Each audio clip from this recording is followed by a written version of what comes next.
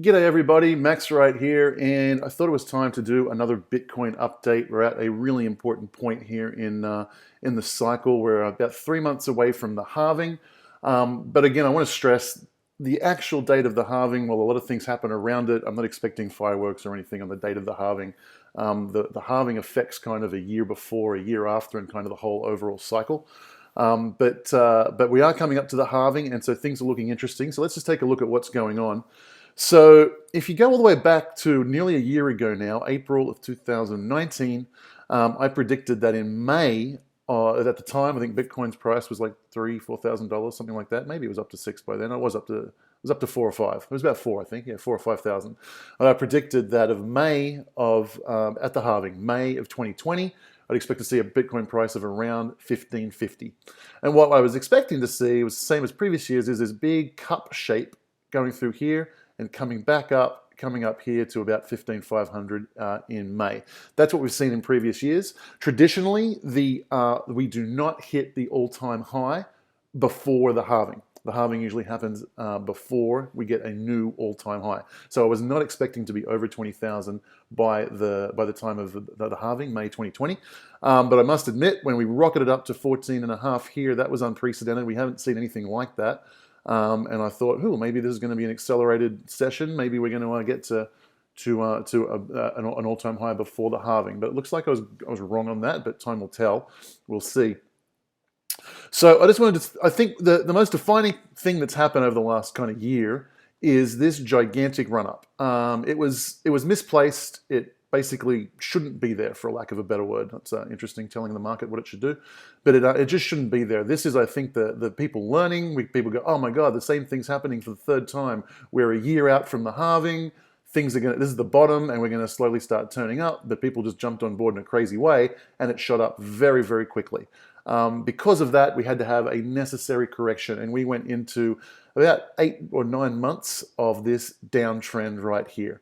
And so it was a pretty significant downtrend. We've never seen anything like that in terms of, yes, sure, we have the all-time high, then we have 2 years of misery, and then kind of we have 2 years of joy. Never in the 2 years of joy have we had this rocket up and then a 200-day downtrend. That's never happened, but we had to have the downtrend because of this crazy bit up here.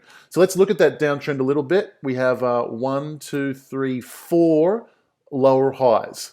We have 1, 2, 3, 4 lower lows as we just walk down the stairs. And if you'll notice, we talked about that cup and handle. This trend, we kind of just waited until we joined back up to that cup. So that's an interesting little thing right there. Now, if we go back about, I think it was 3 months, I'm going to guess it was November, my last video, I said we were in the middle of this downtrend, and I said, look, there's going to be 2 steps to get out of this misery if we're going to get out of this misery, this long downtrend. The first step is we have to break this channel, right? And clearly we have done that. And I said, but that's not the big one. The big one is actually reversing the trend of lower highs. So we went lower high, lower high, lower high, lower high. The last high was at 10,500. I said the big step to proving that we're going to break out of this thing is if we get a higher high instead of a lower high.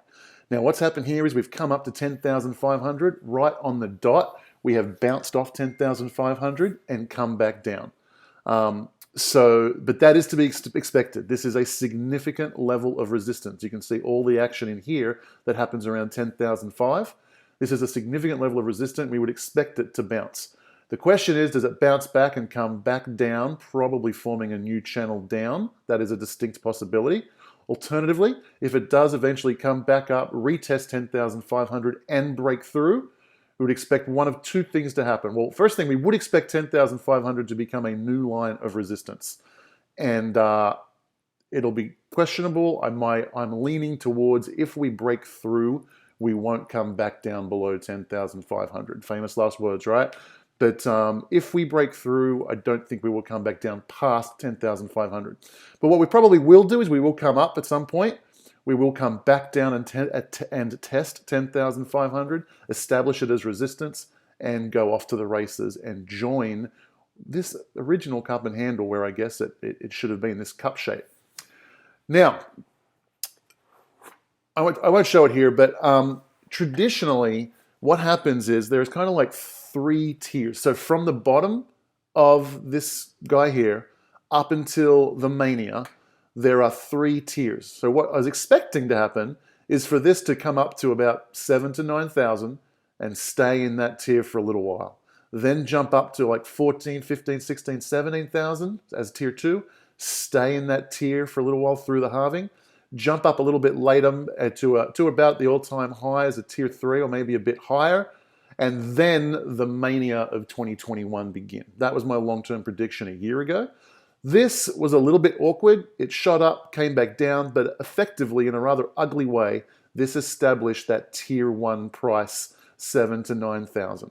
I think what we're doing here is we're going up, we're testing, time will tell, let's wait for confirmation. I think we're going to push through 10,000. We're going to head up here and establish a new channel of tier 2.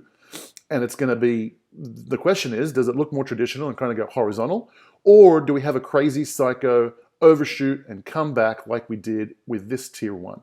So these are the things to look for. I don't expect new all-time highs, but having said that, I did toy with the idea, and I'm still very much a fan of it, that this might be a cycle of overshoots. This concept of overshooting the prediction, then going back into a bear market to reestablish the norm and then continuing on the trend, may well be the trend of this entire 2-year bull market. Technically, you can't call it because we had a bear market in the middle of it. But this traditional 2 years of good time, 1 year before the halving, 1 year after the halving, it could be just a cycle of overshoot and come back. So pay attention to that. So if we do break through, what should we expect to see? I think we should expect to see a tier 2, the price be around about the 14,000 to 20,000 all-time high. That 14,000 to 20,000, that's the channel that I'd kind of expect it to be in, sort of approaching and during the halving. But like I said, this could be a cycle of overshoots. And maybe it jumps up to 25, and then the next 6 months it crumbles back down to 10, and then comes back up. So it could be something to look for. So be mindful of that overshoot and come back. But again, the prediction I made a year ago, 15,500 for a May 2020 halving price, is going to be there and thereabouts. But we're in a pretty volatile place right now, so it could be shooting past it or beyond it, something like that. Watch 10,500. It's the most critical step. I love the fact that we're out of this channel, but if we don't break 10,500, we could come all the way back down to this trend line and then bounce back up before we head back up and test it again. I hope this helps, and if it's something I'd love from you guys, please, in the comments below, please leave a comment of what you would like me to make my next video on. I'm almost certainly going to make the next video on free speech, actually, but let me know if there's any topic you want me to cover. Please let me know. It's an election year. There's lots of exciting topics coming up. There's Bernie strategies and Elizabeth Warren strategies and all kinds of strategies that I can dissect from an economics point of view, which is what I love. If you want me to talk more about Bitcoin, let me know that. And of course, subscribe, hit the bell, likes, do all those fun things. It really helps me and gives me motivation to do this stuff. I never monetize the channels. I don't have a Patreon. I'm not looking to make money out of this. I just do it because I love it, and your enthusiasm and support really, really helps me out. So thanks for that, and I'll see you guys soon. Bye.